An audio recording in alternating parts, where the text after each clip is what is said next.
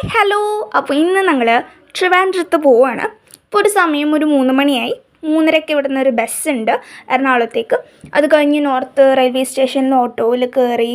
ഇപ്പോൾ അവിടെ വെയിറ്റിംഗ് ആണ്, വന്നിട്ടില്ല ട്രെയിൻ. അപ്പോൾ ഞങ്ങൾ ട്രെയിനിൽ കയറി. ഇവിടെ നിന്നൊരു 4 മണിക്കൂറുണ്ട് അവിടെ വരെ. സോ ഇപ്പോൾ രാവിലെ ആവാൻ പോവുകയാണ്. കുറച്ച് നേരം ബോറടിച്ചു, പിന്നെ ഭ്രാന്ത് കയറി. അങ്ങനെ ഫൈനലി എത്തി, തിരുവനന്തപുരം എത്തി.